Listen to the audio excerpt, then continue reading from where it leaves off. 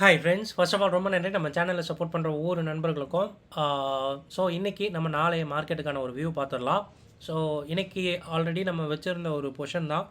So எக்ஸ்பைரிக்கு அப்படியே position விட்டாச்சு. அது ஆல்மோஸ்ட் வந்து ப்ராஃபிட்டில் முடிஞ்சிருச்சு. No problem. நாளைக்கு வந்து மார்க்கெட் எப்படி இருக்கும் அப்படின்றத பார்க்கலாம். ஸோ நிஃப்டியோடைய இன்னியோட விஷயங்கள் நம்ம பார்க்கும்போது பிபி டைனமிக்கில் டுடே சப்போர்ட்டை வந்து உடச்சி மார்க்கெட் வந்து பார்த்திங்கன்னா அங்கேயே கொஞ்சம் நேரம் வந்து பார்த்திங்கன்னா உடைக்க ட்ரை பண்ணுச்சு.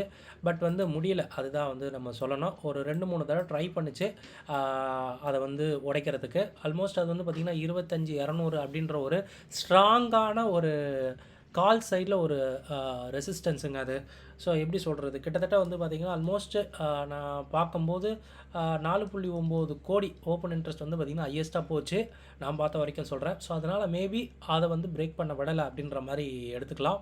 பட் எண்ட் ஆஃப் டே வந்து பார்த்திங்கன்னா நல்ல ஒரு அங்கேருந்து ஒரு டவுன் தான். ஓகேங்களா, டவுனில் தான் மார்க்கெட் முடிஞ்சிருக்கு அப்படின்னு சொல்லலாம்.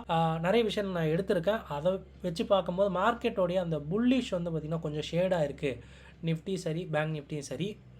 பட் நிஃப்டியில் ஐடி வந்து ட்ராக் ஆகிட்டு இருக்கு டியூ டு வந்து நாஸ்டாக் இறங்கிட்டு இருக்கு அப்படின்றதுனால. அண்ட் நாளைக்கு சென்செக்ஸ் எக்ஸ்பைரி அப்படின்றதுனால Sensex expiry as per IV படி கீழே போக தான் பார்க்குது நண்பா. ஓகேவா, ஸோ 12.6லேருந்து 12.5 12.4 ஒரு கம்ஃபர்டபுள் ஜோனாக இருக்குது. கிட்டத்தட்ட 82,000க்கும் 82,500க்கு நடுவில் முடியறதுக்கான வாய்ப்பு இருக்குது. அப்படி 82,400 உடச்சிட்டு போகிற பட்சத்தில் கண்டிப்பாக வந்து பார்த்திங்கன்னா ஆல்மோஸ்ட் வந்து அதான் அந்த 82,000க்கும் 82,500க்கு நடுவில் முடியறதுக்கான வாய்ப்பு ரொம்ப அதிகம். அன்லஸ் எந்த ஒரு பெரிய நியூஸ் வராத வரைக்கும் அப்படின்றத சொல்லலாம். இண்டெக்ஸ் ஃபியூச்சரை பார்க்கும்போது கொஞ்சம் மார்க்கெட் கொஞ்சம் ஸ்லோவாக இருக்குது அப்படின்றத எதை வச்சு சொல்கிறேன் அப்படின்னா இந்த இண்டெக்ஸ் ஃபியூச்சர்ஸை வச்சு தான். ஸோ குறிப்பாக வந்து லாஸ்ட் ஒரு 4 நாளாக பெருசாக வந்து அடிஷன்ஸ் இல்லைங்க 30ஆம் தேதி தவிர்த்து. ஸோ அதனால தான் நான் சொன்னேன். போன வெள்ளிக்கிழமை தான் கொஞ்சம் நிறைய இருந்தது, கிட்டத்தட்ட ஒரு 2,200 கோடிக்கு. அதுக்கப்புறம் கொஞ்சம் வந்து பார்த்திங்கன்னா கொஞ்சம் ப்ராஃபிட் புக்கிங் மாதிரி தான் இருந்துக்கிட்டு இருக்கு. பட் ஒரு பெரிய ப்ராஃபிட் புக்கிங் இதுவரை வரல. மிட் கேப் நிஃப்டி மட்டும் கொஞ்சம் வந்து தப்பிச்சிக்கிட்டு இருக்கு. அதுதான் வந்து உண்மையை சொல்லணும். ஸோ வெயிட் பண்ணியிருந்து பார்க்கலாம் நாளைக்கான விஷயங்கள் எப்படி இருக்குன்னு சொல்லிட்டு. ஸோ செக்லிஸ்ட்டை பார்த்துடலாம் நண்பா. ஸோ செக்லிஸ்ட்டை பொறுத்த மட்டுக்கு நான் லாஸ்ட் 2 டேஸோடைய ஹை அண்ட் லோஸை ஃபாலோ பண்ணுறேன். ஸோ அந்த டெக்னிக்கல்ஸை வச்சு பார்க்கும்போது இன்னையோட ஹை வந்து நிஃப்டியில் வந்து ஹையாக இருக்குது. அண்டு நேற்றோட லோ வந்து 2 டேஸ் லோவாக இருக்குது. அண்ட் இது கூட வந்து பிபி டைனமிக்கை நம்ம வந்து சப்போர்ட் அண்ட் ரெசிஸ்டன்ஸாக யூஸ் பண்ணிக்கலாம்.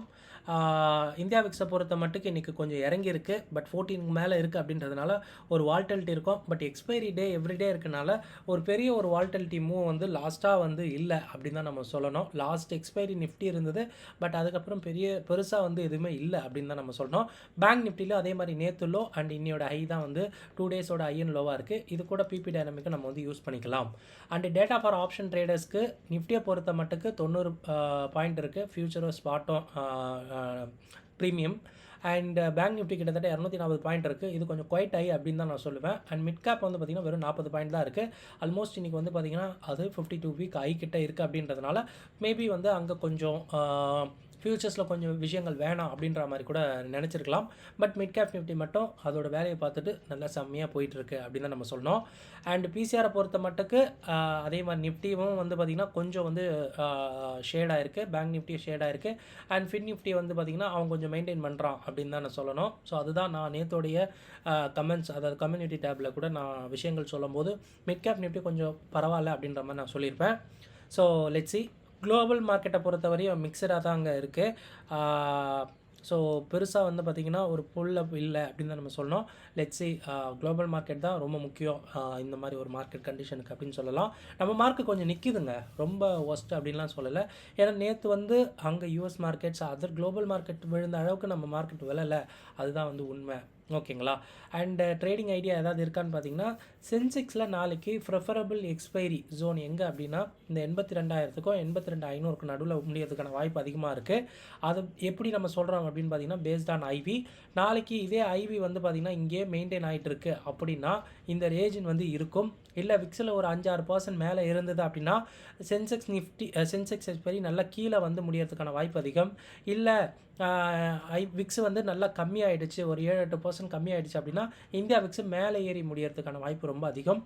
இதை நோட் பண்ணிக்கோங்க.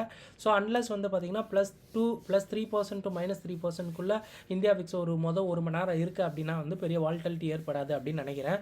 பட் நாளைக்கு ஃப்ரைடே அப்படின்றதுனால எதுவும் சொல்கிறதுக்கு இல்லை. ஸோ இவ்வளோ விஷயங்கள் உங்களுக்கு நாளைய ட்ரேடிங்க்கு ஹெல்ப்ஃபுல்லாக இருக்கும்னு நினைக்கிறேன். ஆல்வேஸ் வந்து ஹெட்ஜ் வச்சு எடுங்க. நிறைய பேர் ஸ்டாக் ஆப்ஷன்லாம் பை பண்ணிவிட்டு இது ஏறுமான்னு கேட்டுட்ருக்கீங்க. ஸோ அதெல்லாம் வந்து பார்த்திங்கன்னா யாராலையும் ஆன்சர் பண்ண முடியாது நண்பா. ஸோ உங்களுடைய ரிஸ்க்கு டிஃபைன்டாக இருக்கிற வரைக்கும் நீங்கள் வந்து கொஞ்சம் சேஃப் அப்படின்றது நான் சொல்லுவேன். உங்கள் ரிஸ்க்கு தான் எல்லாமே அப்படின்றத கூட எடுத்துக்கலாம். ஸோ இந்த வீடியோ கொஞ்சம் உங்களுக்கு ஹெல்ப்ஃபுல்லாக இருந்திருக்கும்னு நினைக்கிறேன். இந்த வீடியோ பார்த்ததுக்கு ரொம்ப நன்றி. தேங்க்யூ. ஜெய் ஹிந்த்.